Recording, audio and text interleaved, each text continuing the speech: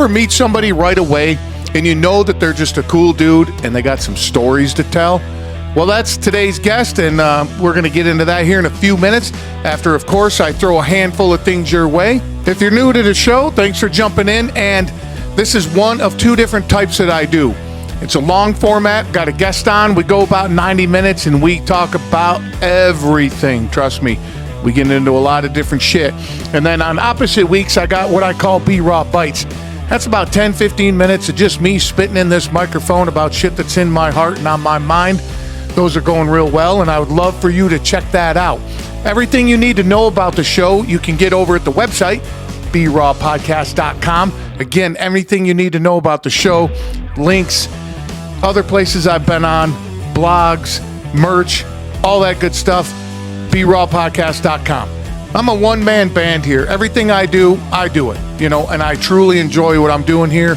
Get a lot of support from y'all, and I'm asking you for a little more. No, it's not money, but I'll never say no to some change. So if you want to throw some my way, that'd be great.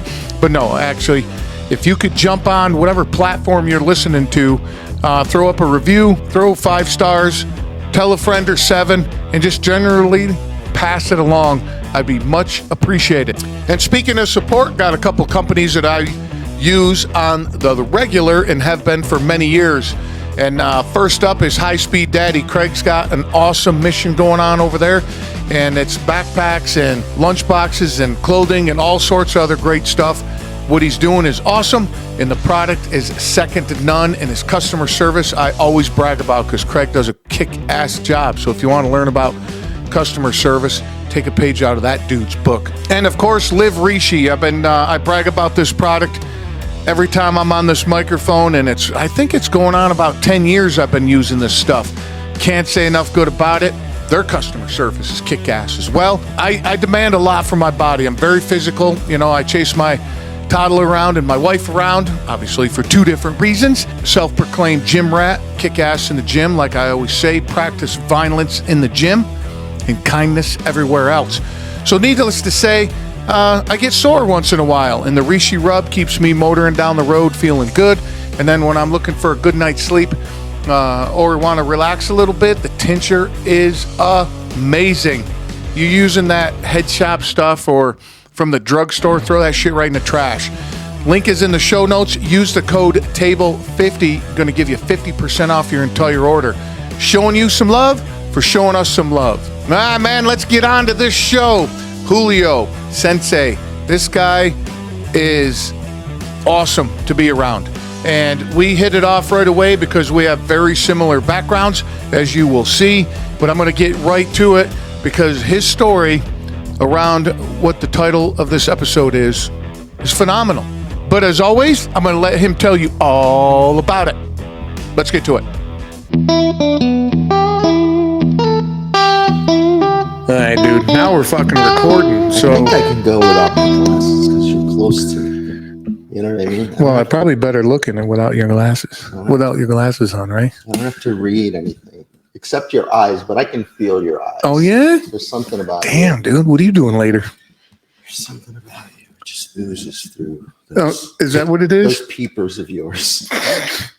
What were you saying earlier? You got to have more carbs. What the fuck, dude? Yeah, I should have had my oatmeal this morning because Oh, so now you're on camera? I'm very thin compared to the way I used to be, and it always freaks me out still, even though it's so many years later. I never feel like it's myself when I look in the camera because I remember myself at 250 pounds 20 years ago, and I still have that in my head when I look. So when I look like a normal human, I'm like, what the fuck? So I call that the Dorian Yates effect. If you don't know Dorian Yates, you got to look that dude up because that dude had muscles on his toes. Mm-hmm. That fucking guy. So you were a bodybuilder? I was from the time I started when I was 12 working out. Started competing when I was 13 or 14 and won a couple of contests at that age and beat the 19-year-olds and then won the teen nationals. And my goal was to turn pro in bodybuilding. I was 19 when I won the teenage nationals. And then I did the men's nationals at 20, I think. Oh, so you haven't been introduced to gravity and your testosterone is fucking redline at that time, right? Oh yeah, I started when I was like 16 years old. Right before I turned 16, I started taking stuff. I was going to say you were on gear. Yeah, Okay. my mentality was, I'm going to win the teen nationals. I'm going to turn pro super young, get it over with, get out. And the group I was with was obviously way older than me, right? 19-year-old kids. I was 14. Way older. 13, 14. Okay. Yeah, I was 13, 14. So I turned 15 and I'm like, I'm not making any more progress. I feel like I need something to help me. And this 19-year-old mentor of mine, he's like, yeah, I'll hook you up. At 15. Like, yeah, at 15. It's like, what the fuck? So that's when it started, And then I'm in high school. I went from like 140 to 118 to 165 to 215 when I graduated from high school at 16 years old. And then when I graduated from college, I think I was about 250, and I looked fucking ridiculous, like a gorilla. Yeah. But I didn't care. In college, what was your measurements? I had roughly. My arms are 20 and a half. My neck was 21. My waist was probably, I don't know, 32 or 33 or something like that. Yeah, I was 252 at my heaviest at 5'7". 252 5. Well, that's the thing. I'm 6 foot and I was at like 280, 282. Yeah. I wanted to get to 300. That was my goal. At 5'7"? That was my goal. Yeah. I was my final year, I was so pissed off that I only got to 252. I was so fucking disappointed. Dude, could you imagine trying to add 48 more pounds to your frame? Yes, because back then it was like, it didn't matter if you took 5 years off your life.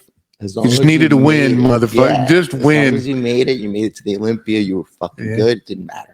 If you died, as long as you didn't fit in your casket, right? That was the fucking what we would say. My God, that's amazing. Yeah, dude. And we had a friend who died, and he was so fucking huge that he didn't fit in his fucking casket, bro. He had to be like squeezed into that shit. No shit. Yeah, man. Yeah, it was fucking sick. And he didn't give a fuck, No, and that's how it was back then. And just didn't care. Well, I was just going to say, when I was that age too, I didn't give a shit, right? Because you think you're invincible. Mm-hmm. Yep. And then, stick me with a needle with anything. I'm going to live forever, bro. Yep. And look at, I'm going to get all the girls and money and drive the nice cars and I'm going to be fucking ripped. And next thing you know, you had a heart attack. Yep. You don't think about that shit when you're that age. Yeah. Nah. And you never realize that the way that you're going to make money is by supplying people with the stuff that you need for your own competition. What? No, I thought you were all natural. I didn't think that was going on, and dude. You get in this whirlwind of like, wait a minute, am I an athlete or am I a drug dealer or what the hell is going on here? But when you're in the midst of it, you don't even think about it. You don't even think about it. It's just the lifestyle, It's the lifestyle. And it's fun at that age too, Well, yeah, because you think you're hot shit. Look at me. I'm in this. I'm 21. I'm jacked. I got money. Yeah. I party like an animal. Yeah. That was the life. It was fun. The gym I used to go to, I won't mention it, but it's hardcore. Yeah. And a bunch of Mr. Olympias came out of it. And you go in the locker room, fucking needles everywhere. Mm-hmm. Phil Heath's from Colorado. Is he? Right? Yeah. I didn't know. Uh-huh. And then you go out in the, on the floor, and it looks like a film set. Because fucking everybody's got a tripod and a camera and filming themselves, and that's funny. I didn't give a shit, dude. Yeah. I just fucking walked in front of everybody. I don't care, dude. No, I'm here to work out. If you need to fucking film yourself, cool, dude. Do that some other time or edit me out walking through. It's just it's a quick clip. I know how to edit, dude. It's just a boop, Yeah. And that's so funny you mentioned tripods because I feel like it wasn't so bad back then. I don't remember any tripods at all back in the day. But now. It's just somebody who looks like they never worked out in their life is setting up a tripod to do like press downs or like dude, just pick it up. Just pick it up and fucking move it a bunch of times and get the hell out. Yeah, I know. Is it for your form or are you an influencer or what are you doing? No, the thing though is, I'll see somebody and they watch. Going back to what you just said about form. I watched somebody at this gym that, I can't name. But they they would film themselves, then they'd sit down and watch the film. And I'm like, okay, I wonder if he's working on his form, because he was doing deadlifts and sumo lifts and shit like that, right? So I'm like, okay, he's probably looking at his form because he can't see all angles and all that bullshit. I was giving him the benefit of the doubt and thinking that he probably was like, fuck, dude, I look good. Probably posting it right then too, right? Dude, these people with fitness stuff, I just don't like the stuff that I post about the gym. I'll take a picture of the pull-up bar, and my hashtag is feels good to feel good, because it just feels good to feel good, right? I mean, and I'll put that, in my artwork. I'll put it in the bar, so when you look at it, you see the pull-up bar, but then you see the words in the.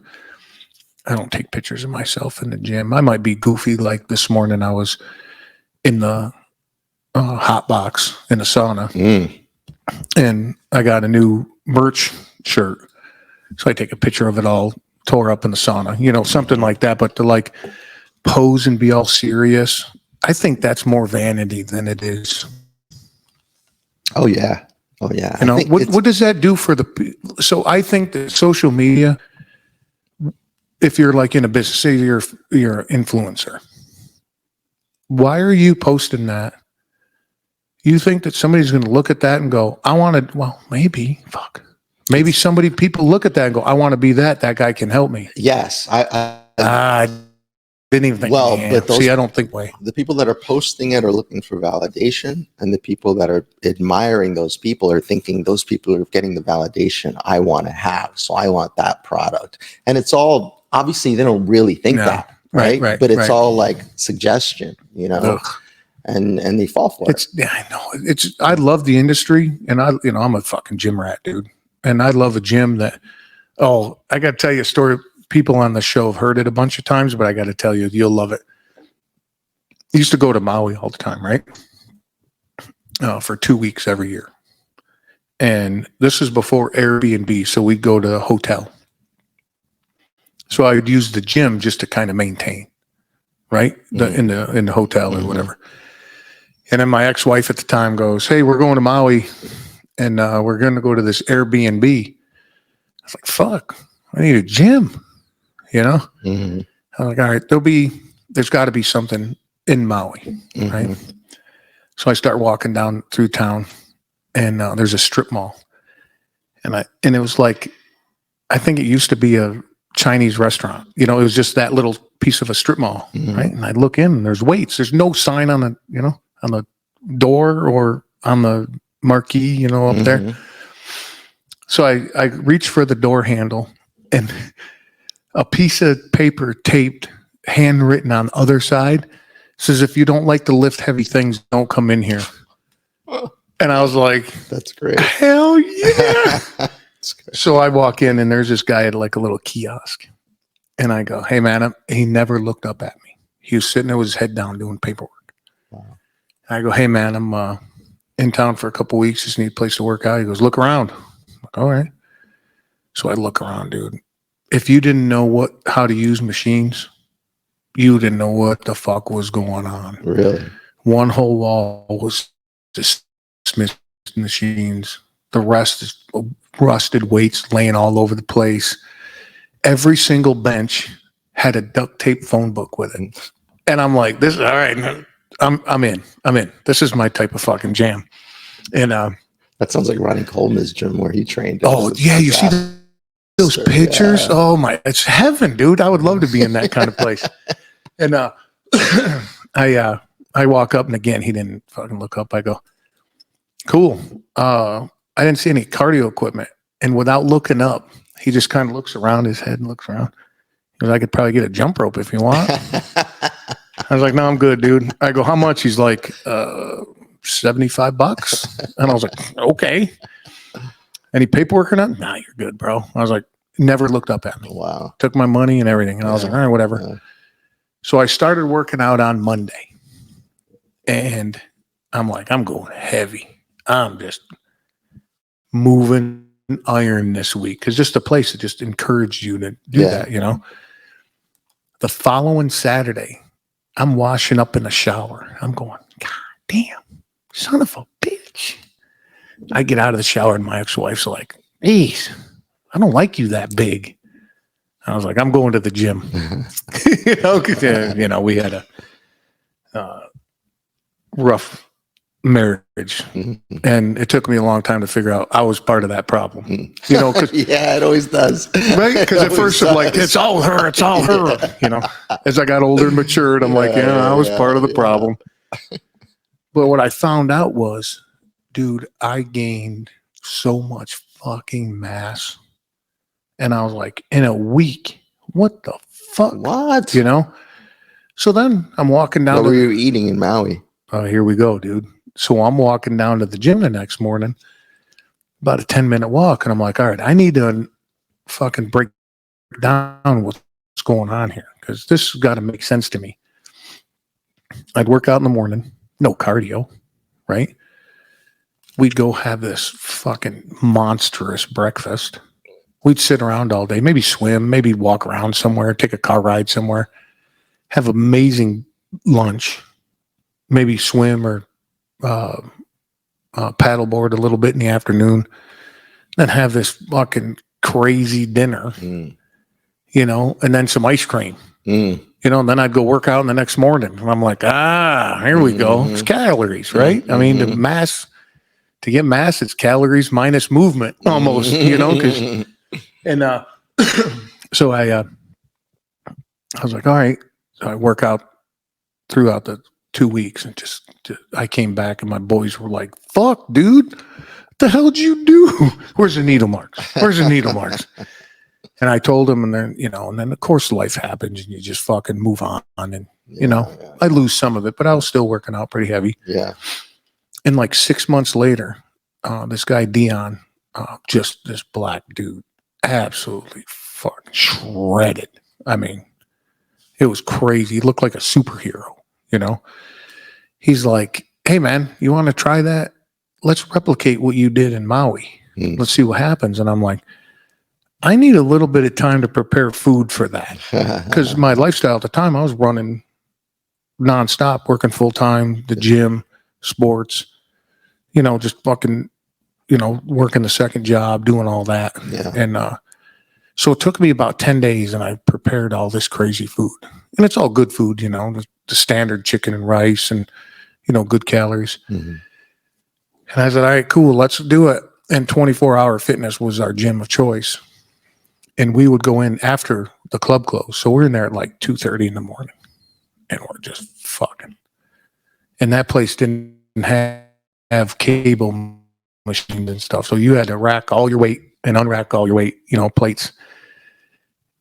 I got the same exact results. Really? Yep. Wow. I have this metabolism. If I change my workout a little bit and just consume a crazy amount of calories, I get fucking big. Wow. Big. Yeah, and that's how I got to 280. And then, I had super low body fat, and it not for very long, because the amount of work that takes, I was like, nah, dude, no, the ROI on this is not positive for me. Yeah. Dude, my alarm's going off at 4 a.m, and it's like this little thing of food in the refrigerator says 4 a.m. And I'm like, oh, and you're jamming it down. You're getting sick because you got to force all this food. Nah, fuck that, dude. It wasn't worth it. Yeah. I can't stand when people comment about retired bodybuilders like, oh, look, he lost all his gains. Or, oh, look, man, it's so hard to stay huge like that, It's an and uncomfortable. It's so uncomfortable, So when those guys trim down, that's what they need to do to survive. Yeah. Well, it's the same with like football players and stuff. They're used to consuming crazy amount of calories all day long, but look what they're burning. And then they retire, and then they consume the same amount of calories, but they're doing nowhere near the physical activity. Now they run into health problems, and they have to, the mental, because yeah, dude, it was, plus the cost. Yeah. And I didn't, the only thing that I was taking probably way too much of, I was probably shitting, pissing out more of it than my body was using, but creatine. I never used gear. Oh, no shit. Yeah. I just got fucking wow big. You probably would have been like 330 if it's on gear. Yeah. There was plenty of it around, and I remember, the guys at 24, they're all on gear, and you could tell, if you know what you're looking for. And I always do, and I still do, cardio after workout, right? Yeah. So I go in the gym or I go in the locker room, and when I'm working out, multiple times over the years, people come up to me and like, hey, I saw you at the gym. I'm like, why don't you fucking say something? They're like, have you ever seen yourself at the gym? You're not approachable. And I'm like, all right, cool. All right, I give you that. Yeah. And I haven't had a conversation with one person at the gym I go to for the last year and a half. Not one. There you go, dude. Yeah. It's not a bad thing. It's not a bad thing. It's not a bad thing. I just don't want to stop to talk because everybody, like, eventually somebody's going to keep you there for 15 minutes while you got to do, your heart is gone. Yeah, your heart rate's gone. Everything's gone. It's like, no, dude, talk to me after in the hot box or something. But I really enjoy. I call it the plate farm. That's my name for the gym. I love it. It's and to the point now, it's more mental health. Yeah, crazy. Yeah. You got to get that physical energy out, and after. And my theory on that is that's okay. I'm going to talk about men because we're fucking men. Is like back in the day, quote unquote, in the day, we went out and hunted and fucking went to battle and hunted down other clans or whatever you believe in, right? But it's built in our DNA to. Yeah. Can you hear me? There it is. And see, you're on the top. I'm on the bottom. All right. And we don't need Wi-Fi for this. So hopefully I can merge the two together. Well, we're back anyway. To go about our conversation, I don't think, what's your thought on that? I think that man is not just one thing. I think they're two halves of being a man or a human being even, right? And physicality is half of that. Sure. I agree with that. Without it, you're not expressing your humanity. It's almost as if you could live as some ethereal thing and not without the physical part? Right. Sure. What's the point if you're not going to take advantage of being human and having that gift and having the intellect to do things and move your body in a certain way? And not only that, but getting in touch with the body, I found, and it's the reason I started working out as a kid, was to let out aggression, let out feelings of hurt, of anger, of this compressed energy that just needs to get out in some way. And if it's not done constructively, it's going to be done negatively for sure. Eventually. Well, and my example is road rage. So you sit in your car all day, you get up, you're probably unhappy as a man because most men are unhappy. It's a fact, dude. There's right? And they get in their car, they drive to an office that they fucking hate, a job they hate. They deal with everything all day long, which they know that they're going home to something that they don't like or is not pleasant to them, right? Then they get in their car, somebody fucking cuts them off. And they don't go to the gym or they don't. When I say the gym, I just want to be clear. Me, gym. My wife, yoga, cycling. You walk, you run. I don't give a shit, dude. As long as you're moving, right? And then that energy's got to go somewhere. Yeah. And road rage, it seems to me it's usually fear. Like somebody gets cut off and they were afraid, like, because for that moment their heart skipped a beat and their reaction is just anger. You know what I mean? Because they don't know what to do. So they're like, no, I don't know what you mean. Oh my God. My sister's like that. She curses everybody out, but they're not doing anything wrong. They're just like moving in front of you. Yeah. Or whatever, what are you doing to me? Why are you Look at this maniac. Oh my God. It's like, what? No, man, just let him move. Well, it depends. Now it depends on your mood. Yeah. Oh yeah. Because I've been like that. You motherfucker. The son of? And then there's days of come on, bro, that's cool. Oh man, this finger I broke on a guy's head. and it never healed because Valentine's Day, I'm with like my first girlfriend, I'm driving, and something happened with the hotel reservation. It got messed up, so I was kind of pissed off. So this guy in front of me, you're upset because you weren't going to get any. This guy in front of me. This guy in front of me, I think he kept like stopping at the yellow light or something, you know. And I was a 20-year-old jacked up monster. I was drinking like a half gallon of milk in the car, you know.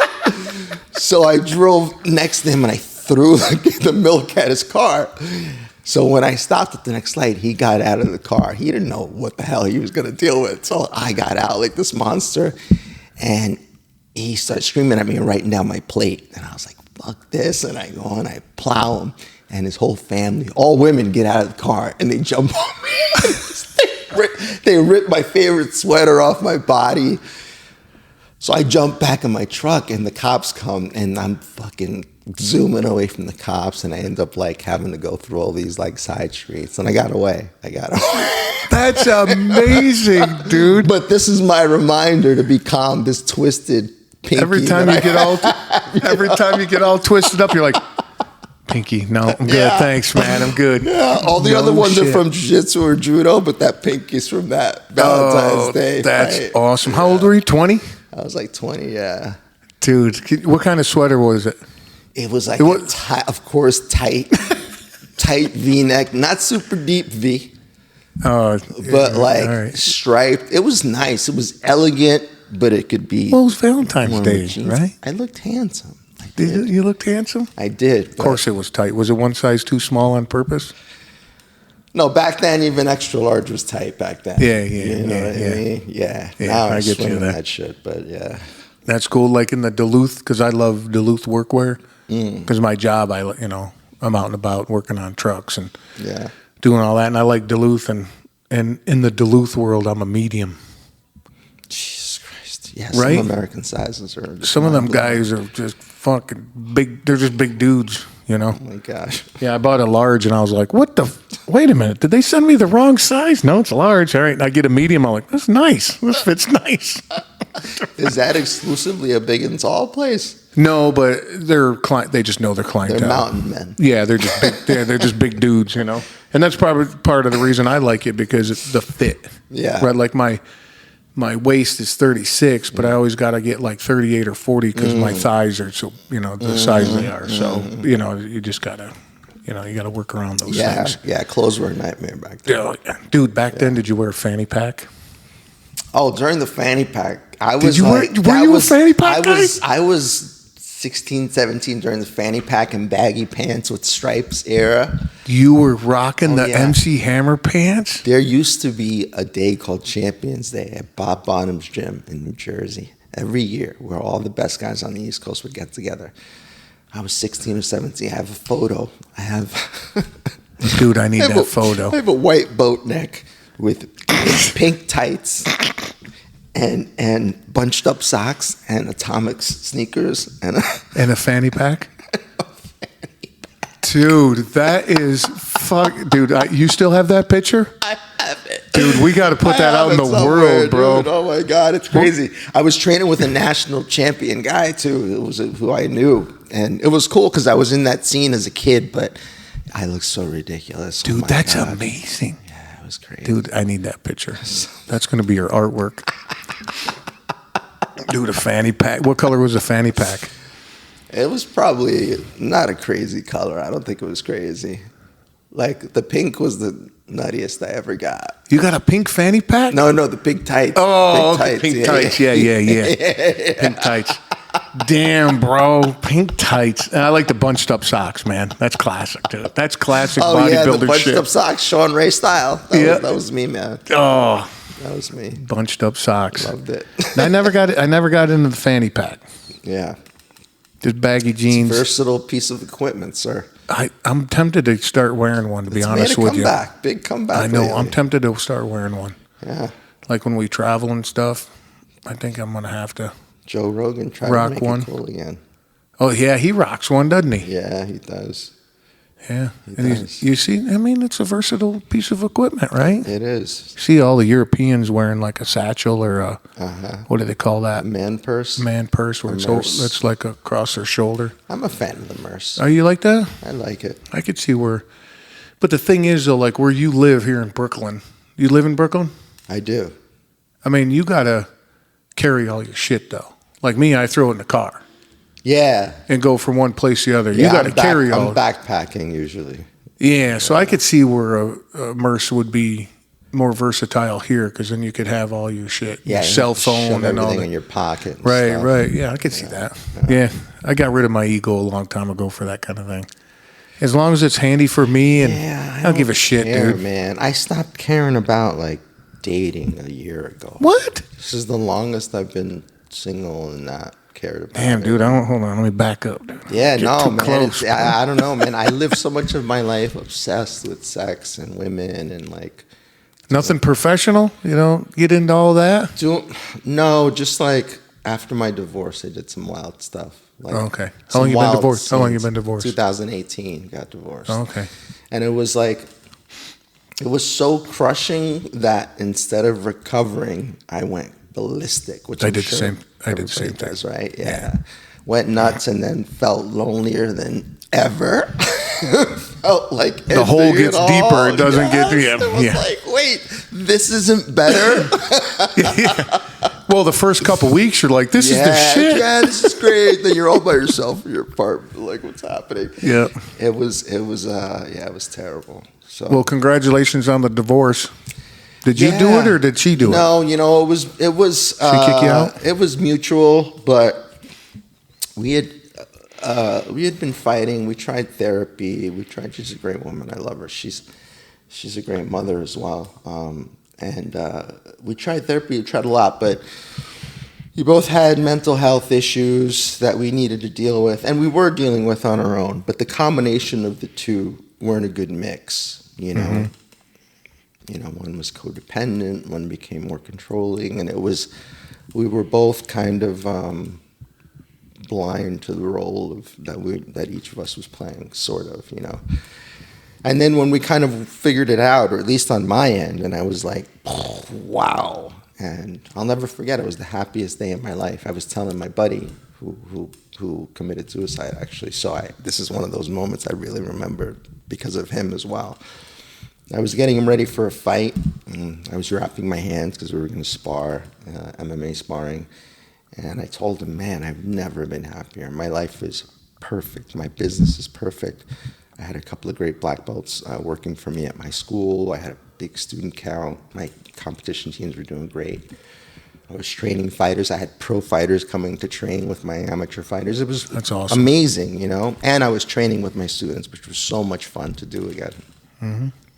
The next day, everything fell apart.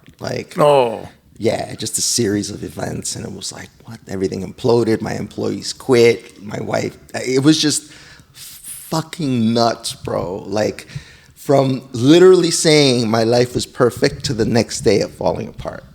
Oh shit. Yeah, it was like life was waiting for me to get to that top point, kick you in the nuts, and then go boom, back down, and then. A few days later, I'm sleeping in my office, like wondering, what the hell did I do?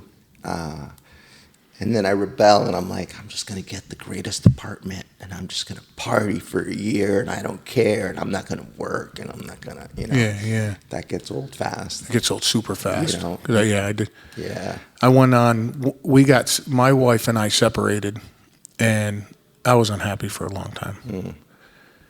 And she's like, we're in Jersey here. And she goes, I'm going to go to Vegas, stay with my parents. We got to figure this out. And I go, if you leave, we're done.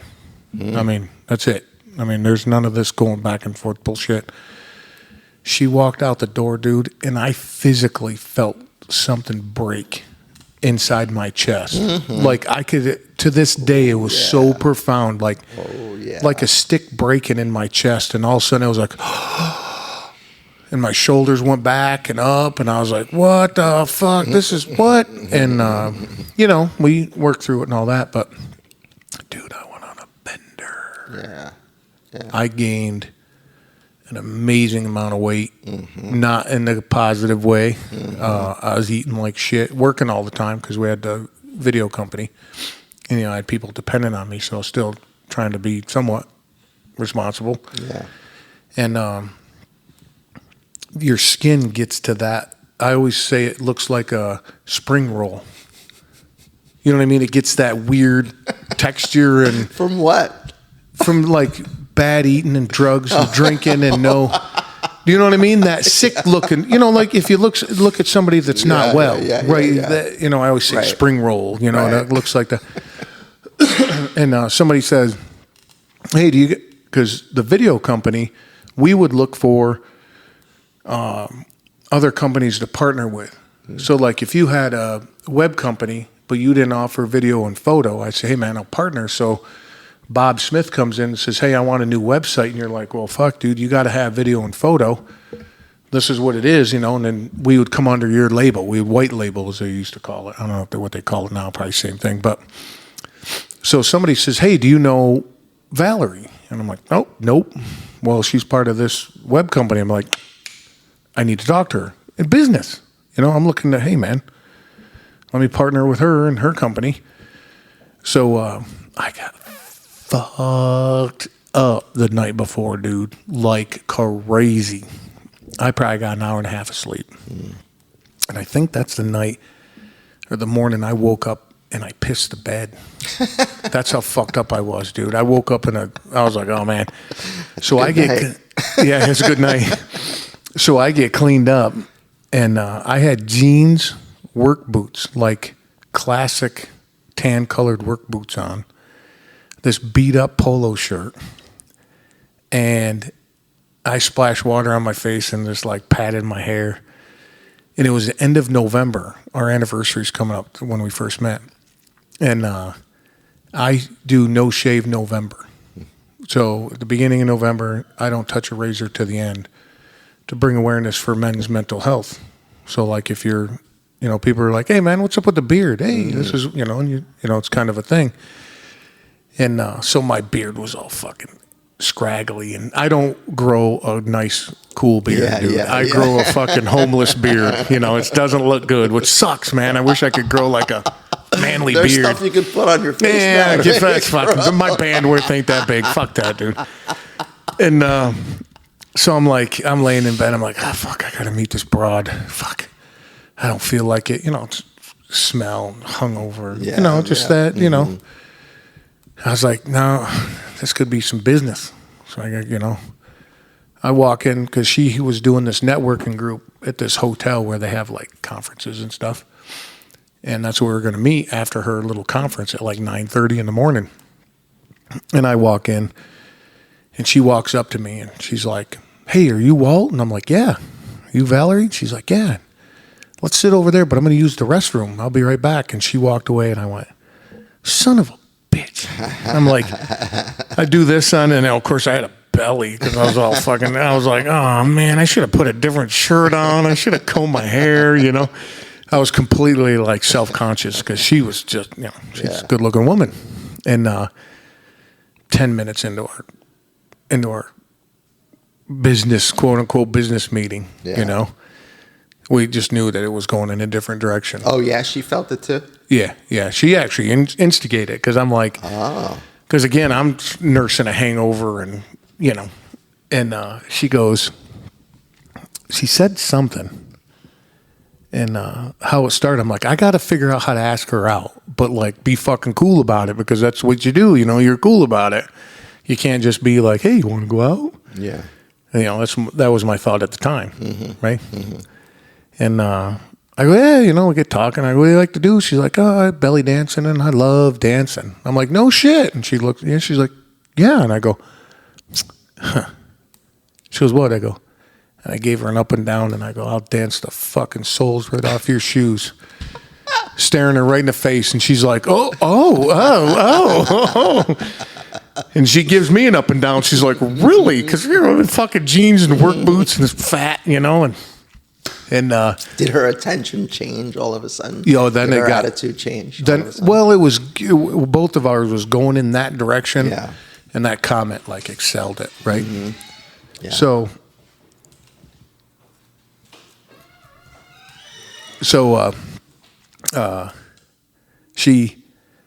She's like, well, when do you want to do it? I go, Saturday's cool. And she's like, oh, I have plans. Let me see if I can work my plans around, I'm like, all right, she's playing hard to get. That's cool. And Friday morning, she emailed me and goes, hey, I'm free Saturday. Let me know. Here's my number and all this shit, right? I knew we were going out Saturday, but I purposely didn't email her back till like 5:30 Friday night.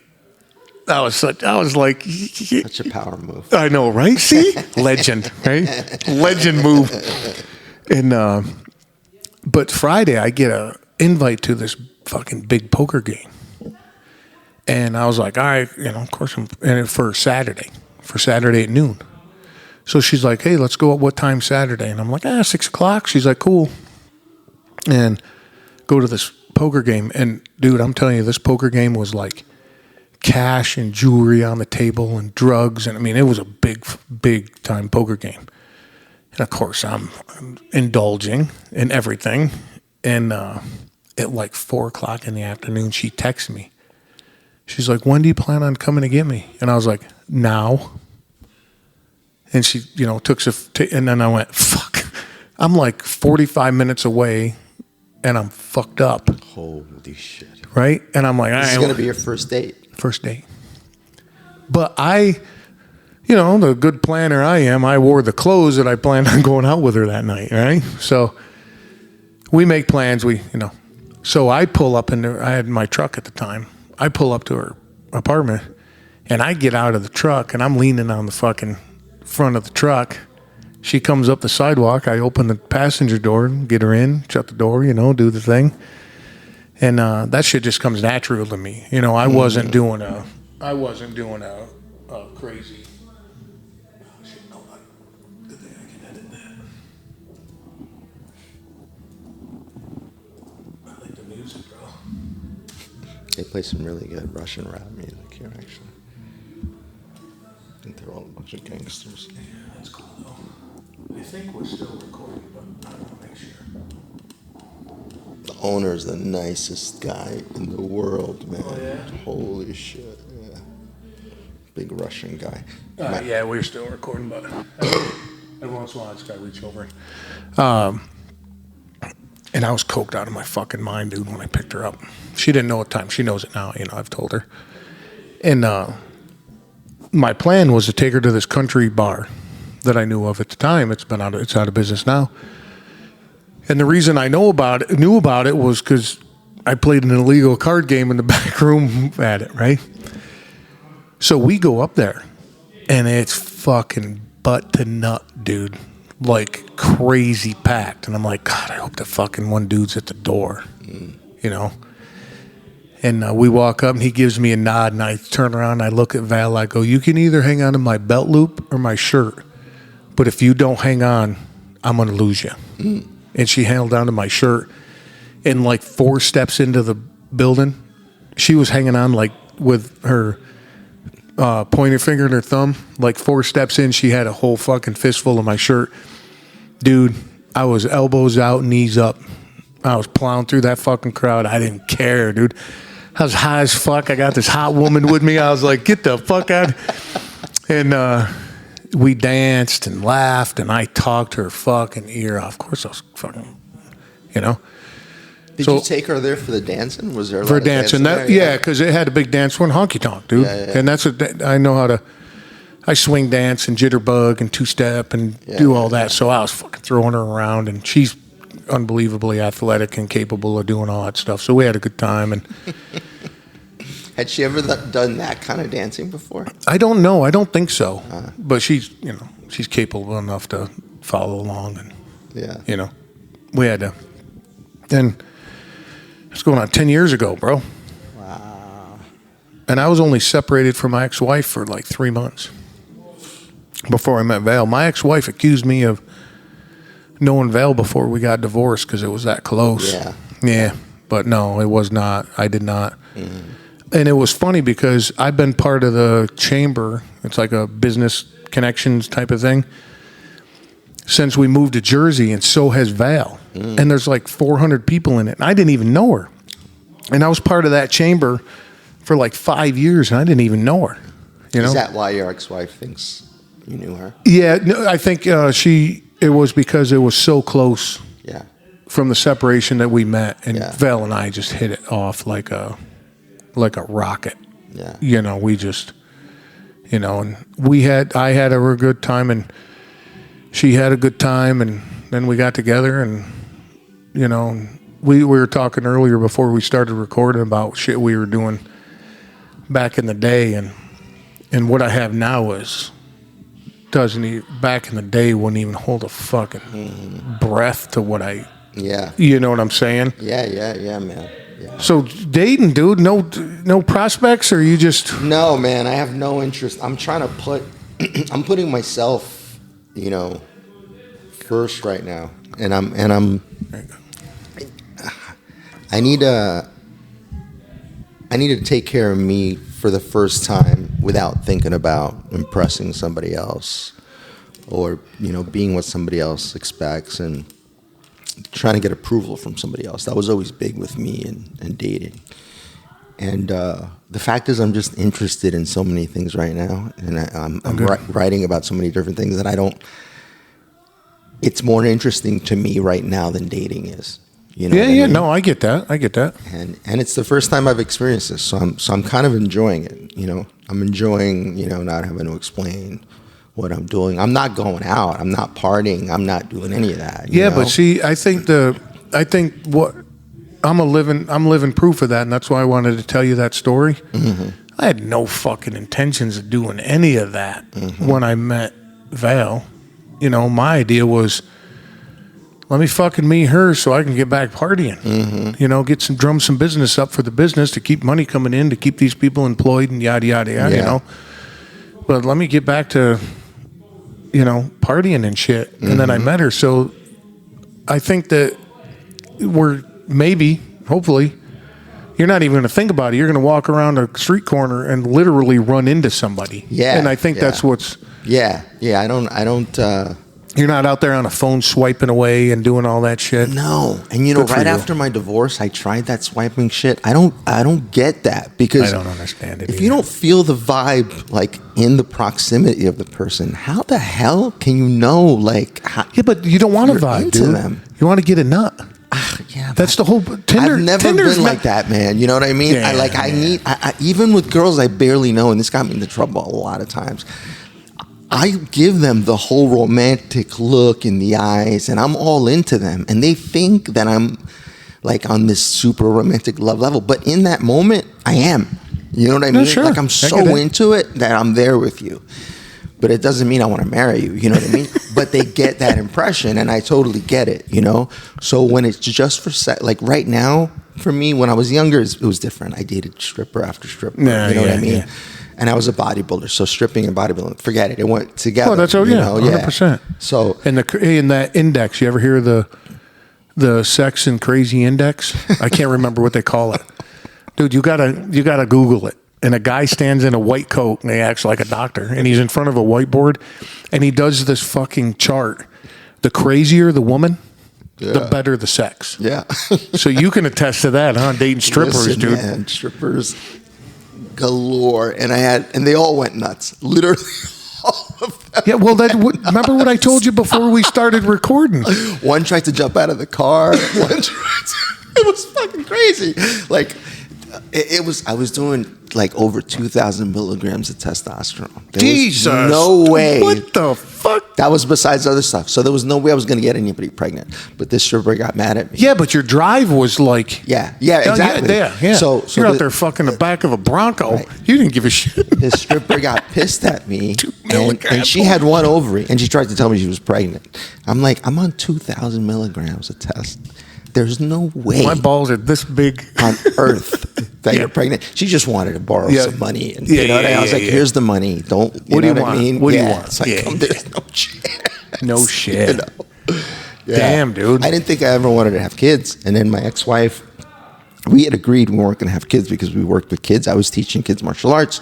She was a social worker in a school, so we both worked with kids all the time. But then one day, you know, after being married 5 years, she's like, I want to have a baby. And I think part of it was to try to fix the marriage, you know. And I was against it at first. I was like, no fucking way. I'm not responsible enough. Like, I know with all the mental illness I dealt with and with all the fucking craziness, I was like, I just can't, I can barely be an adult. How am I going to take care of a kid? You know, that's what I thought. And then slowly the idea grew on me, you know, like I started thinking of myself with a little baby girl and I was like, yes. And then my wife changed her mind. She's like, no, I don't want to do it. I was like, I had my hopes up. So then we're like, all right, let's try it.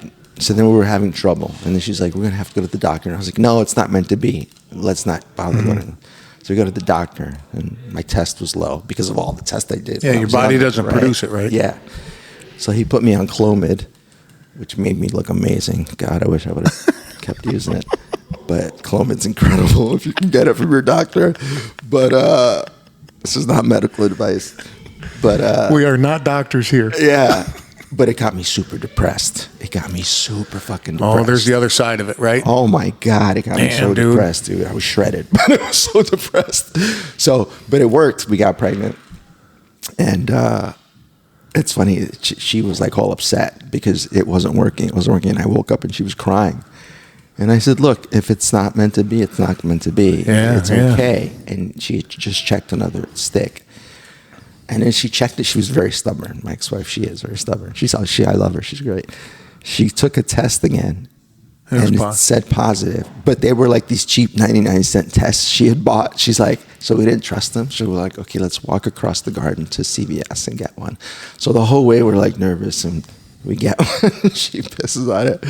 And it's positive. And I remember, like, we didn't hug, we didn't kiss, we just high-fived each other.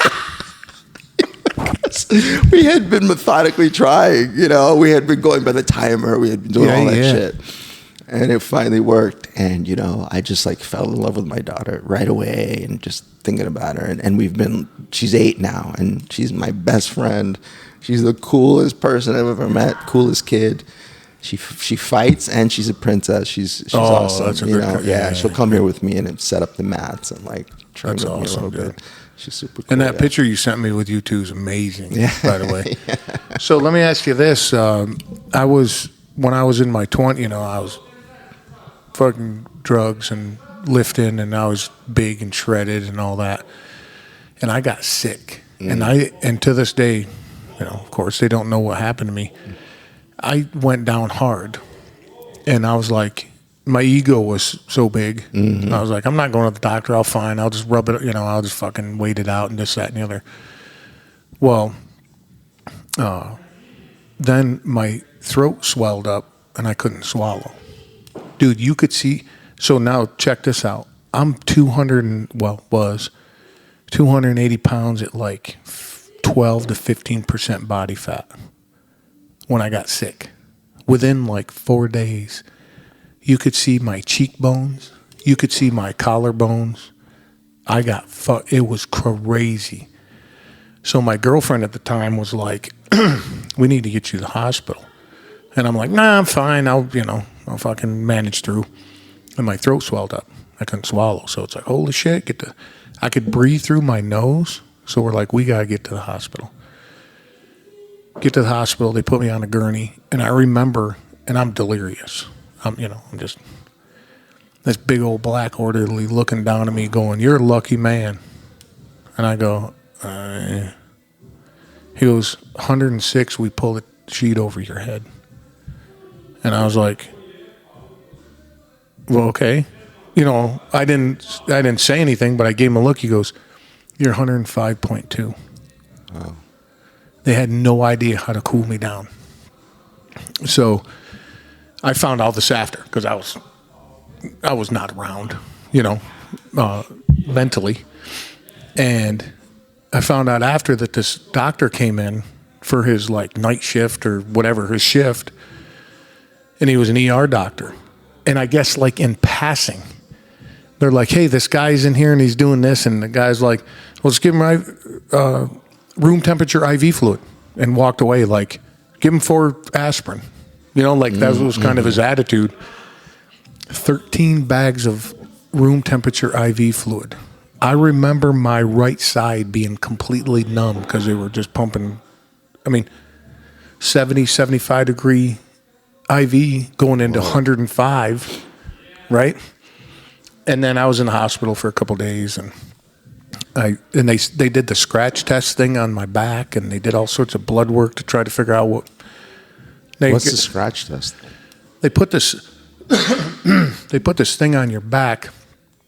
It's like a paper, and it's got squares on it, and each square has like something that you might be allergic to, and they break it on your skin, and they go down through, and then they see how each patch. So it's like gridded out, so they can say, "Hey, grid 4, line 5, he reacted, and that's this. So we need to give him this." Oh, wow. You know, and so I still deal with some medical issues from that, but I was fried. I couldn't have kids. I mean, your fucking body's at that temperature, it fries everything. Wow. And again, I still have some medical issues that I deal with from that. And so that I found out years later. Me not having, I always wanted kids. All of a sudden, I can't have kids. And year after year after year, I get a physical every year. And every year I would get tested. Now you're, fuck, dude, you're blank. Like, there ain't nothing. No chance. And after a long time, many years, I was like, fuck it, dude. I'm not getting tested anymore. And that drove a lot of my life decisions. Fuck it, if I can't have kids, what? You want to go over here and do that? Sure, I'll go. Yeah, I can see that. So I got thinking about that with you. Was at one point when you're like, fuck, I don't want kids. Did that drive some? Yeah, I wasn't decisions? living for anybody else. Yeah, you know? exactly. I was living Right. for me, and that's it. Yeah. You know, and the things that I wanted to accomplish big things, but they were for me. Like, I wasn't thinking about helping society or like improving anything. You know, like I helped my friends, and I could help people get ready for competitions, and I'd help family. But my greater mission in life, you know, although I wanted success, it wasn't like to touch people. So I was definitely, you know, I was getting a lot of early success in my life, you know, like a lot, but it was so freaking empty. It was so empty. Like at the time it felt good. Like I was doing a TV show as a teenager, and I was doing and I graduated early. So I got to go to college early to good school. And I had the bodybuilding, and I had everything going on at once. And as soon as I graduated, I was writing for Muscle and Fitness, which was huge, you know, as soon as I graduated. So I had everything was just falling into my lap. I was like, man, life is fucking easy. I don't understand why people are, you know. Then it slaps you across the face. Holy shit. When I was done with competition, because I just couldn't take it anymore, I was fucking miserable. I became bulimic, getting ready for a show. You know, it was fucking horrible. So I'll never forget my best friend at the time. He walks into my apartment. My last competition, I was going to do the Mr. USA. And my coach and mentor was in jail at the time for steroids. So I was like fucking miserable. I loved the guy. And then like they thought I had something to do with him getting locked up, which had me crushed, you know. Yeah. And then like my best friend walks in, and I have my shades drawn, and there's just like 10 needles on the fucking table that I had to take getting ready for the stupid competition, which was a pro qualifier, but it wasn't even a pro show. Like I wasn't even, it was ridiculous. I was fucking miserable. But I knew I was done. And I was telling all my friends, this is it, my last one. And nobody believed me because I was 23. So I was like just starting out. Great shape. You know what I mean? They were like, you have so much time. But I was like, this is fucking horrible. I'm done with this shit. And during the years, I had everybody telling me, you know, and my family and even people I worked for. Like I worked for this guy, Luzwick, that owned this thing called American Muscle Magazine on ESPN. Yeah. I used to do some stuff for him, and he would tell me, Julio, you're too precocious to be doing this sport. You need to stop doing this. Get out of this. And I would get pissed off, you know. But why the fuck can't I do it? Yeah, what the fuck do you mean? But he realized how fucking insane it was. You know what I mean? Yeah. Really, really insane. And so egotistical and so focused on just you and so devoid of any actual connection to reality and what other people perceive you as. Yeah. You know what I mean? Oh, yeah.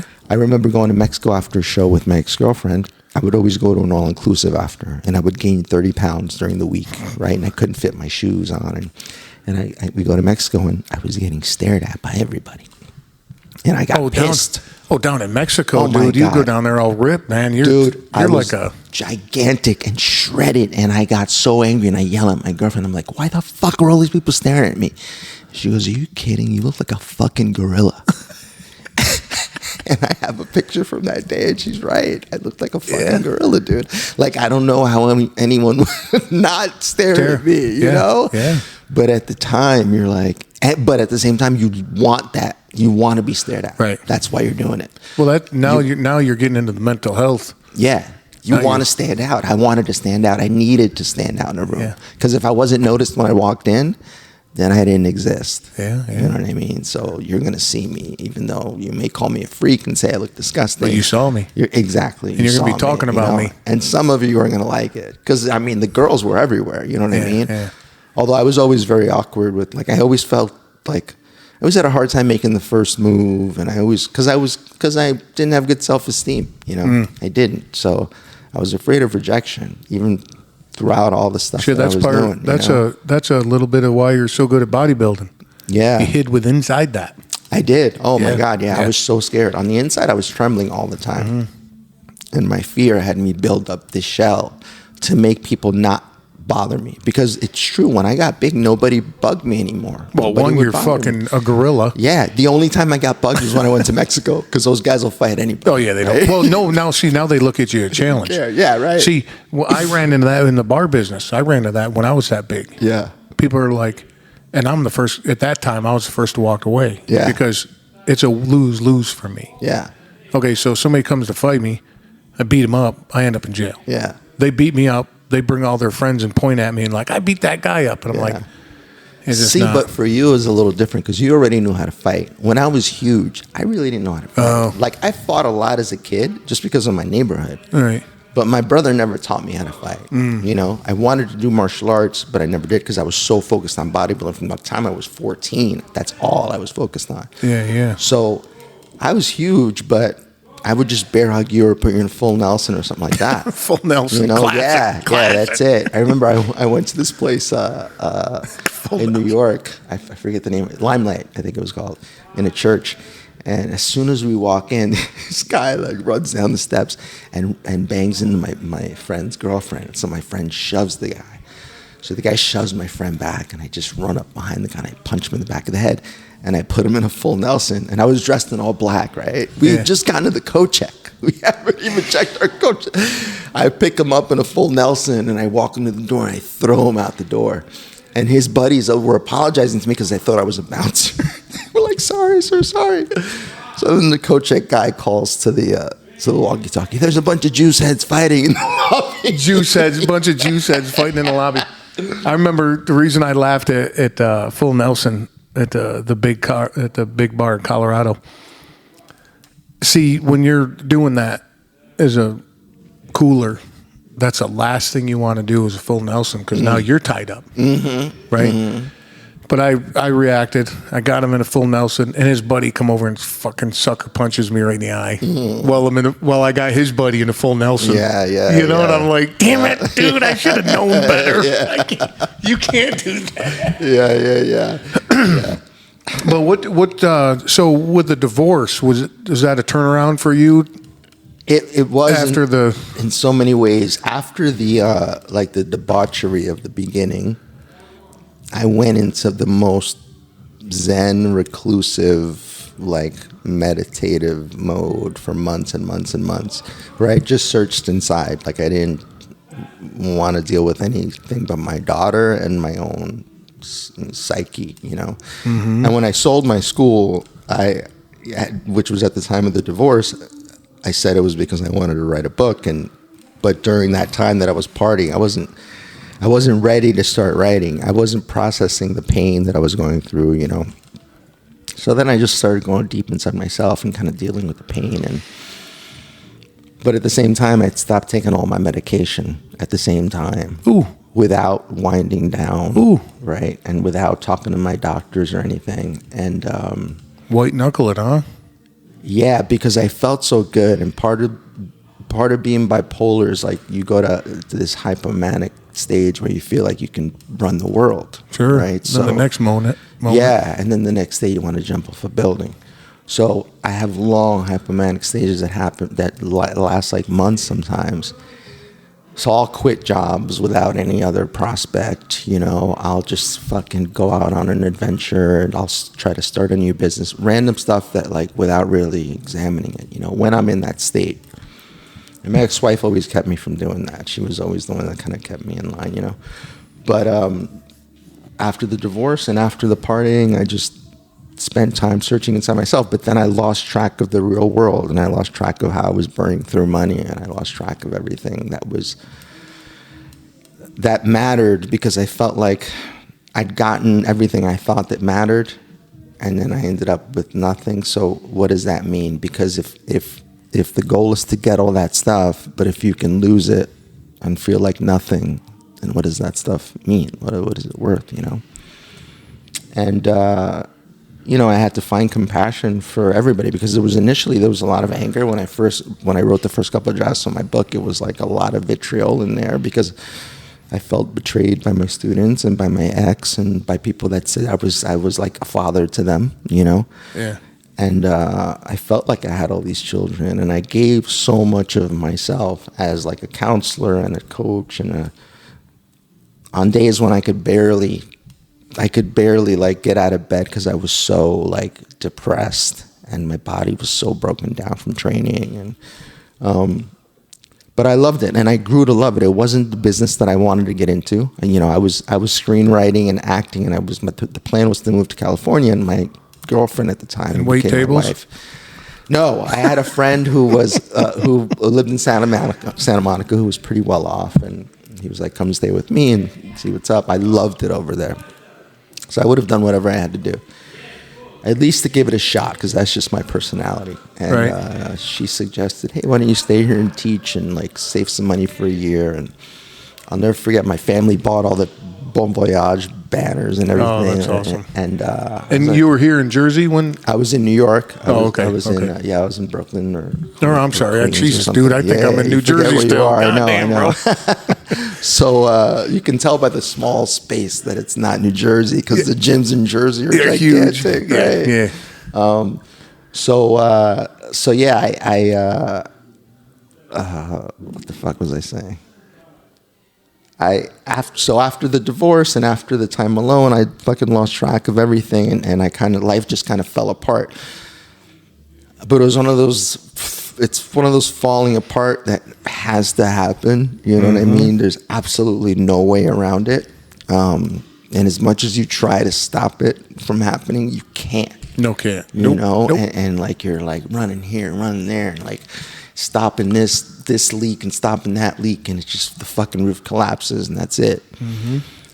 So my apartment was gone that we had just bought. You know, my wife has it, and lost the business, and not lost it, but sold it, and everything just changed. And my identity as Sensei for 10 years, gone. You know, gone. Not just to my students, but to the neighborhood and to my fellow black belts, and who would always call me that identity was gone all of a sudden. And I thought, okay, I'll take some time to myself. I'll come back and people will follow me back. But it took a year away, and once I came back, everything was forgotten, like everything that I'd done, you know. Yeah. And it was weird. It's just like starting all over. But it forced me to start writing more, and it forced me to write every day, you know. Now you. With your writing, do you feel that was an outlet for you, kind of like working out? Is that why you was drawn to it? I started writing and working out at the same time when I was 12, because of my depression and my anxiety and my anger. And those were my two outlets, you know. Okay. And I started going to the psychiatrist at that same time, you know. So I'd write a lot of poetry and write about my feelings, and then let the feelings out in the gym and talk about them with the psychiatrist. Right. And that was me ever since I was 12, man, you know, and just dealing with You still do that with a psychiatrist? I have a therapist I talk to every week. I have a psychiatrist I talk to every month. I still have to train. I research a lot about the different disorders I deal with, and even those that I don't have.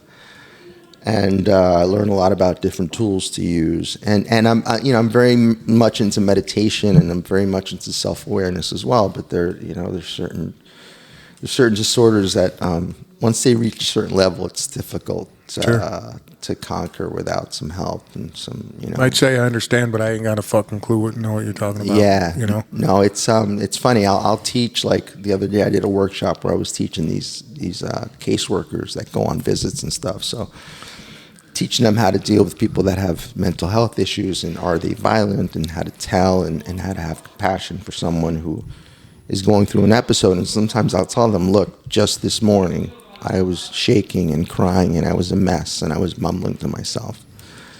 I took my meds and now I'm here teaching you this stuff.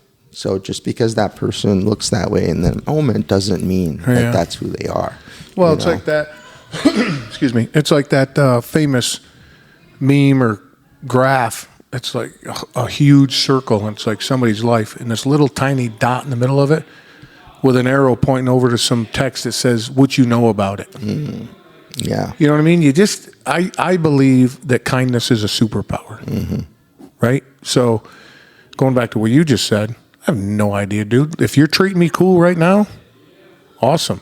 Even if you're not treating me cool, all right, dude, I have nothing to do with that. I'm not taking that personally because I don't know what's going on. Right. I'm not going to be a dick to you because, hey, dude, okay, if you need some help, I'll help you if I can. But no, dude, I don't take it personal. And I think people are like, hey, he's being a jerk. Yeah. That's like, first of all, you ain't got a fucking clue what he's going through. Yeah. I think I know that comes from fear, because everyone's afraid of being that. Right? Everyone's afraid of being the crazy person, or the person that's we're all crazy, dude. Yeah, but perceived as being, unstable. No one, like, we all have that crazy uncle, and we all have, you know what I mean? And there's something a little off about him. He's a little screwy. He's like my dad used to always say about my cousin Ruben. He went on a trip and he never came back. So people are afraid of that. So when they see you falling apart, especially when it's family, people that love you, it's so hard for them. Their connection to you makes them think about their own demise, and then eventually their own death, which they're all afraid of. So they don't know how to deal with it. It's totally understandable, and it used to kind of upset me, but I get it now. The reactions are used to be so intense. It used to be anger, because I didn't know how to deal with the pain. I only knew how to deal with it as anger. And as that anger has dissipated, it becomes like just letting out tears and all this emotion and anxiety and shaking and stuff, because the anger is not there anymore. You know what I mean? Even when I train, I'm not angry. I'm just having fun. And I used to train angry. Yeah. And that gets you so far. That'll take you a long way. Yeah, definitely with the weights, for sure. Yeah. Now I know it's crazy that you bring this up now, because I'll say that I haven't been battling with it, but it's something, a bunch of new emotions have been coming around with me, especially with the life that I live. I lived an unbelievably blessed life. Do I work hard for it? The fuck yeah, I do. Does my wife work hard for it? Absolutely. Right? But we have an awesome son. We have a home. We have good jobs, got awesome friends, knock on wood, we're all healthy. And I get emotional about it a lot. And having a kid changed the way I look at, it's so cliche to say this, but once he came around, it was the way I look at the world, the way I feel about the world, the way I treat other people, everything. And it's like the smallest things. Like, he looks up to me now, and it's made me such a better person. And, me personally thinking that I'm a better person because he's around. Yeah. And that I so feel that in my heart. And now I truly, truly understand the phrase, to love somebody so much it hurts. Dude, there is sometimes it hurts when I know how much I love that dude. Yeah. Like there's a physical pain in me. And I'm like, this is amazing. Yeah. Like the other day I go to get him out of the car seat and he's like, Dad. Oh, he's all smiling. I go, yeah, buddy. And he grabs my cheeks. And I look at him and he goes, I'm happy. Aww. And I was just like, my heart just fucking exploded. God. So I guess, okay, I guess that's just it. And I go on and on, but I love him so much. Yeah, and, man. And with your writing, I suck at writing, dude. I am not good at writing. Thank God for Grammarly. I enjoy writing, but what I do is I just go, and I just data dump and just thought dump onto a page. And if people know what Grammarly is, if you look at the page after I data dump, it's all red. It takes me just as long to edit it through Grammarly as it does for me to. But my blogs are super short. Yeah. But they're meaningful. I love writing about them because it's just, there's something going back to our conversation before we started recording. I was telling you through my martial arts training, we had like our notebook had to be handwritten because that left brain, right brain thing that you physically have to write it down. Because now you got to slow down and think about it as you're writing. Because I can't type very fast, but I can type faster than almost I can kind of contemplate what I'm talking about, right? So my sensei at the time was like, see, now with a pen or pencil, you're writing out the word forever. You're like, forever. Like it, there's more meaning to it than you're like, okay, next. Yeah. So that's why I don't write in a journal. I still type, but Do you type in your journal every day? No, not every day. My bandwidth, dude. I try, but just I was thinking about putting a day in the life of video together. Like give you an idea. Today, if it was today, I wake up at 4:00. I have everything prepped the night before. I prep my gym clothes. I layer them on the back of the couch. Yeah. In the order that I put them on. Yeah. I mean, that's how I try to prepare because I just at 4:00 in the morning, dude. But I used to prep my pre-workout, and I put pre-workout and creatine together. Right. I used to prep that the night before, but it kind of solidifies and it's kind of weird. Yeah. So I just mix it in the morning. Now. And it ruins the jug, the container. What do you mean? If you leave it overnight? If I leave it, because what I was doing was mixing it and put it in the refrigerator. So I just grab it, shake it up, but what I was noticing was it would crystallize on the inside of the container. Yeah. That's some pretty crazy shit. If you just leave the powder in the dry container, and then in the morning you just pour the water in, boom. Oh, I could do that too. Super quick. Well, now I got it set up to where the container's sitting right next to my little jugs, and I just throw 2 scoops in, pour some water, and I leave, right? But so like with the day in the life would be somebody following me at 4:00 in the morning. I do that. I go. Normally the gym. I got so used to the gym opening at 5. Now they're open 24 hours. But so I'd get up at 4, get to the gym by like 4:30, 4:45. I sit and do podcast, social media stuff until 5, a little after, in my car on my phone. Go in, work out, cardio, hot box, shower, go to work. My work is outside and I'm active and stuff, and I'm not sitting at a desk. Then I drive here. We do this. We're going to work out after. I drive home, hang out with the family, put my son to bed. 7:30, I'm down in my office till 10 o'clock. Yeah. Working on other stuff. Yeah. You know what I mean? Sure. Could I, when I go down in my office, time management? Because my time management is like, okay, I need to spend 20 minutes on this. I set an alarm on my phone. Shut all the tablets off, everything off except what I'm working on.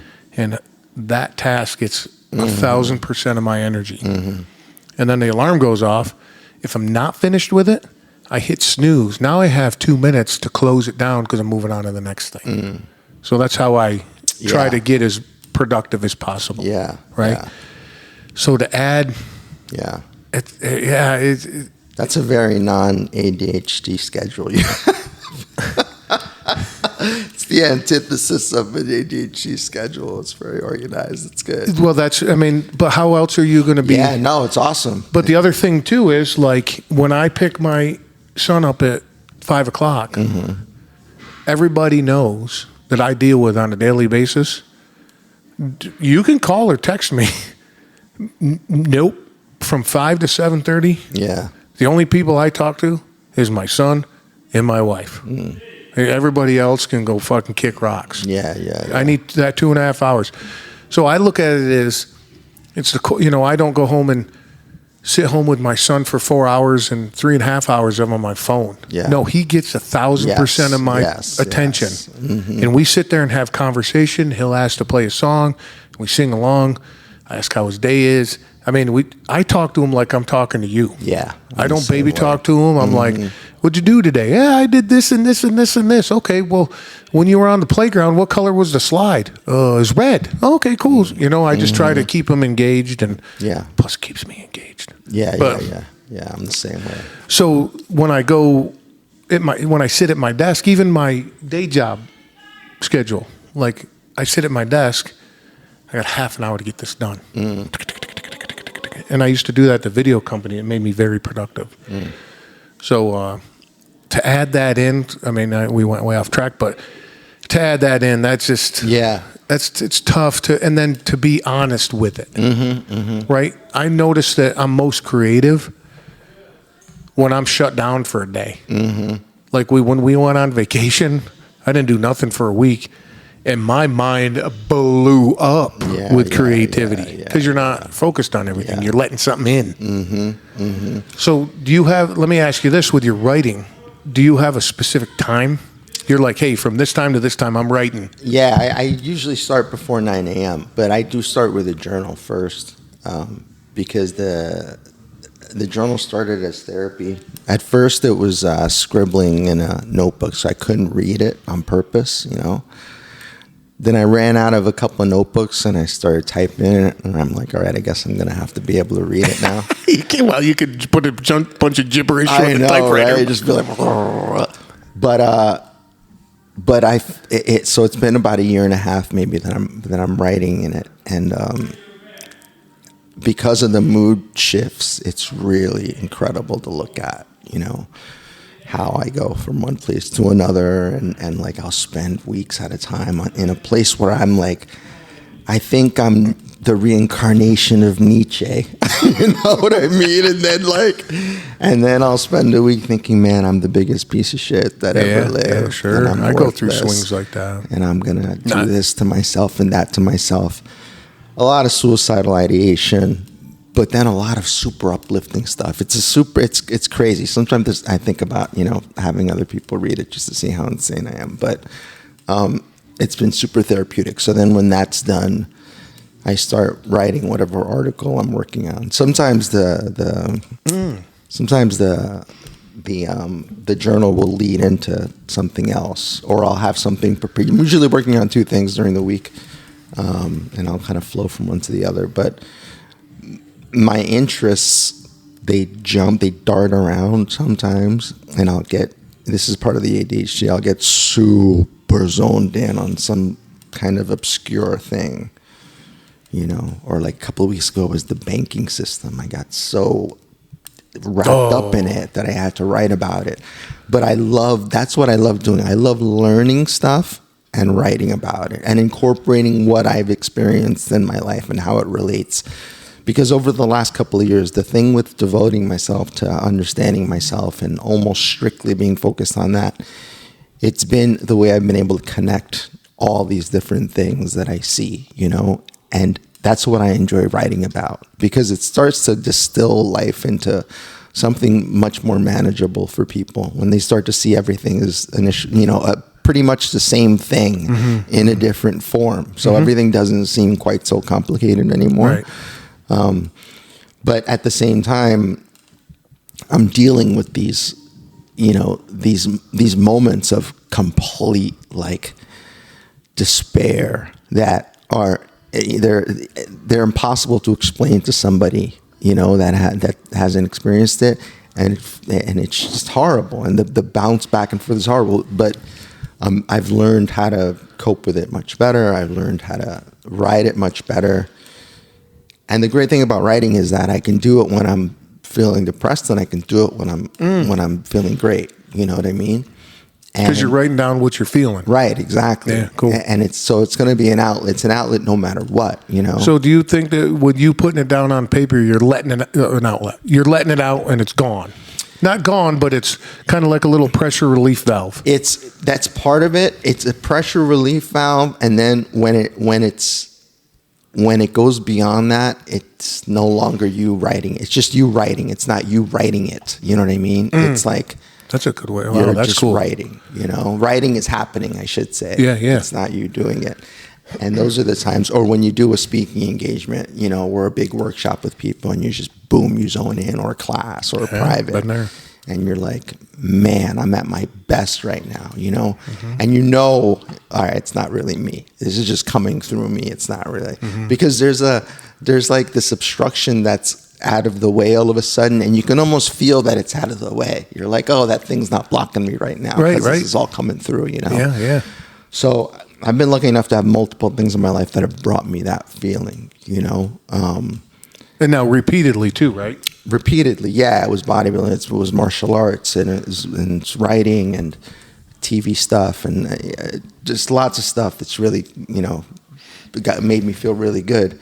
But searching internally for that gratification has been the quest the last few years, And in my daughter, I see me like perfect, right, in her, and she's my best friend, and she's incredible. So I can give her the dad that I wanted to have, and she's so cool. I get to see myself cool through her in some way. You know what I mean? I'm like, wow, I am cool. That. Look at that. I am cool. Yeah. No, that's and I just like that you have an outlet, and you can see.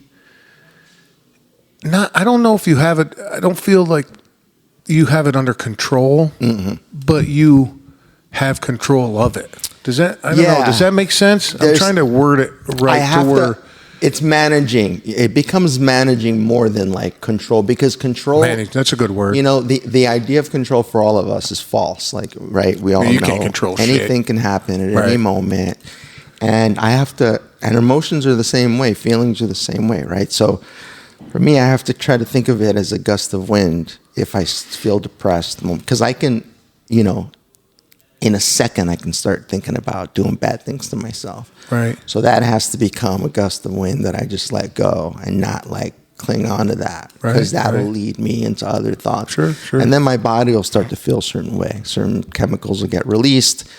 I go into fight or flight mode, and I could have an anxiety attack, panic attack, or whatever. And this is stuff that's been happening since I was 8, 9, 10 years old. So do you think that you recognizing it, knowing that what it is, helps a lot? Not resisting it, not fighting it. Yeah, I wrote an article a couple of weeks ago that said, now that's the problem. I think it was how diagnosis like makes everything make sense, makes sense about your past. Because when this stuff was happening when I was a kid, and my dad had to go pick me up because I was having anxiety attacks, I had to blame it on my stomach or on my chest hurting or whatever. I didn't know what the hell it was, and it would make my dad angry. But all I knew was I felt like I was dying at that moment, And so I lived my whole life without knowing what that stuff was, without knowing what was locked in, where the trauma was coming from. And then as I got treatment, like going into my 40s, that's when I was able to understand the anger, right? And most importantly, I was able to like remove myself and see what it was like when someone like me was angry, like what other people were seeing, right? Because I didn't get it. I'm like, I wouldn't hurt anybody. But my ex-wife was terrified of me. Because when I looked angry, Oh, yeah. I was this martial arts guy. I was, she's a smaller woman. I would yell and I would scream. But I was used to that from home. That's how my parents reacted. That's how my dad reacted. Yeah, sure. It was normal to me. Environmental. I was in a violent neighborhood. It was normal. Yeah. It wasn't normal to her, Yeah. And knowing what I could have done to someone physically added to that. And to me, I never processed that, So getting in touch with that, seeing it in somebody else, like I ended up dating somebody else afterward, and I saw similar reactions in her than what I would have. That really brings it home, doesn't it? And I was like, holy shit. I thought about, wow, what if she was a jacked up martial arts person? How would I fucking feel right now? Yeah, you know what I mean? So that put everything in perspective. It scares you that she's a woman at 150 pounds or whatever she was, right? But imagine if she was somebody like me. Yeah. Oh, fuck, dude. Yeah, exactly. And, and you're in a confined space with them. And you're... Yeah. So it made me see a lot of things, But it was... But, she's in mental health as well, and we're both aware of everything, and I think we both handled it really well, and we both put our daughter first. But initially, when she brought up, like, separating for the good of the family, she said, oh, let's cohabitate, because we had a big apartment. Let's stay, okay. You can use the other room as your bedroom. So I was like, okay, But then she changed her mind the next day. And then There's something there. Yeah, we'll just move on from that. Part of her personality. So then she changed her mind. We stayed together, and then as time went on, and we decided that's it. We can't do it anymore. She said, "Well, you got to move out now." And you talked about before your heart breaking. Yeah, that was the moment for me. Something broke in you. My fucking heart was pulverized in that moment. And I sounded like, and I wrote this in my book, I sounded like Chewbacca, like crying. Like his heart, Chewbacca was just crushed, I made this sound like from my gut, man. And I couldn't believe it. I'd have to be away from my daughter. I couldn't believe it, because that was my biggest fear. I can't, no, dude. It's not even in the realm of not be able to see my son. I can't even imagine what I would. Oh, fuck, dude. It was so fucking scary. Yeah. And as a kid, my greatest fear was my parents breaking up, and they would my mom would pack her shit up, and it was this roller coaster back and forth, Sure. And my perception was a broken family meant you could never be okay, So that day just destroyed me. But selling my business at that time, and my wife was pretty open. So I actually ended up spending, like in that year, way more time with my daughter than I would have if I would have kept my school. Nice. I was getting home at 9:00 at night. I would barely see her. So we spent so much time playing and so much time doing stuff and like really getting to know each other. And that's therapeutic in itself. Oh my God. And I had yelled at her. I'm sorry. I had yelled at her once when she was like 3, and she reacted like, and I have never yelled at her since 8 years old. I lost my shit one time. Logan got into something, and he was like, help. I'm like, you can get out, that's fine. It was like standing in a planter or something, in the yard. He's like, no, help.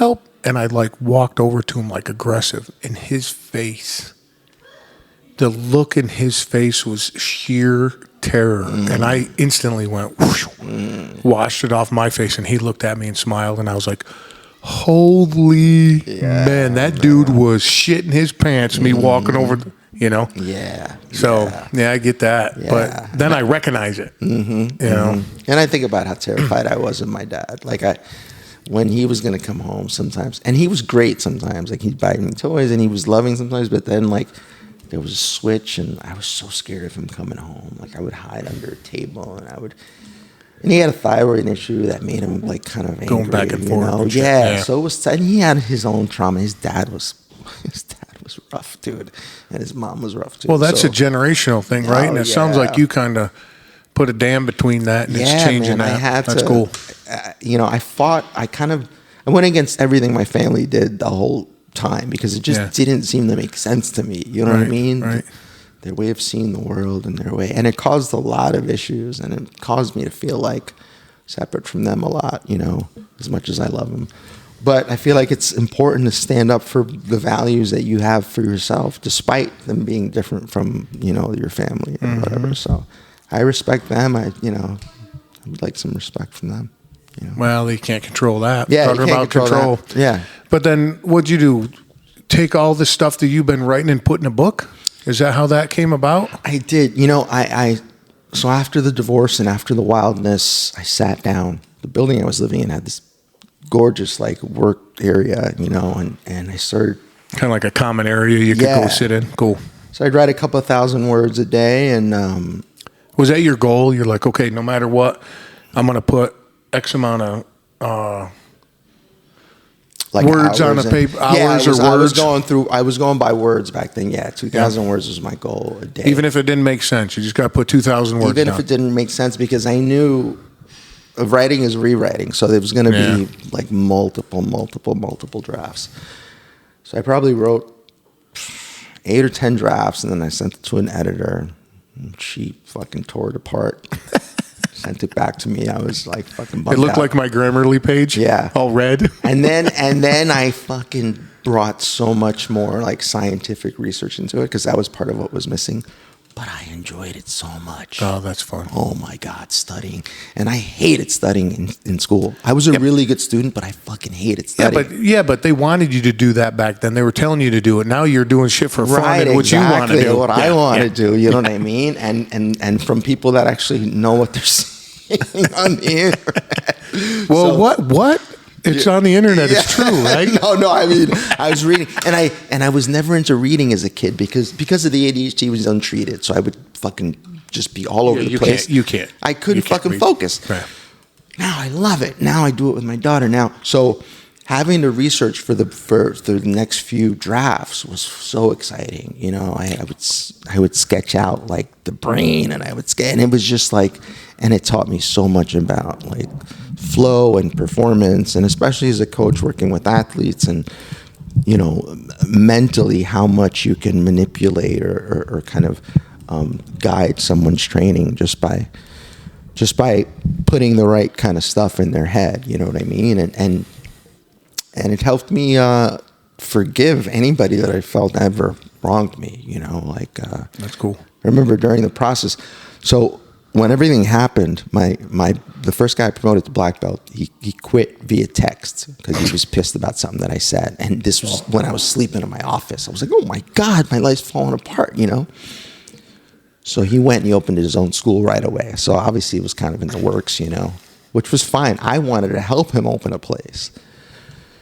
But some of my students went to him, and I was a little pissed off about it, at the beginning. But then eventually I'm like, you know what? I was with my daughter that day. I said, you know what? Let's go visit his school. She's like, all right, Dad. And I go, and well, this is months later, and I walk in, and he didn't have his glasses on. He was rolling it. But somebody looks up, and he had the strangest look on his. He was like, what the hell is happening right now? But he stood up. I gave him a hug and congratulated him, and he showed me around. It felt so good, Good for you. Yeah. There's no reason to care. It took me a very long time. Yeah. And to be that way and not carry that anger like that. Yeah. Because people do you wrong, and you're like, you get tense and you carry that, and it's like, for what? Yeah, yeah. But it took me a long time. Do I still work on it? Sure. I mean, I'm no Zen master, that's for sure. Do I still lose my cool? Yeah, of course I do. There's so much in people's backgrounds, though, that make them that sway them in that direction that they may not know about. You know what I mean? There's just so much that happens in childhood and throughout your life, and the way you're treated by someone else, and the examples that you get from someone. And well, here's a perfect example. My wife, she's at a high level management position at her job. She's dealing with a employee that she hired on, and she's struggling with him and stuff like that. And I said, well, in her company, my company's a lot different than hers. Mine's blue collar. If you're fucking up, they're going to come over and get shit or get off the pot and go find a fucking new job. Yeah. Get your stuff done. That's fine. I speak that language. In her company, you can't talk like that. Yeah. Yeah. Right. And so we talk about it, and I help her, and, she just needs somebody to vent to, And I said, what's going to happen is this is going to jade you, I believe, in a positive way for your next hire. Because this hire, you're all like, oh, everybody's great. Everybody can do amazing things, and everybody has this capability. Is that the guy she was talking about in the group? Because I remember she was talking. Probably.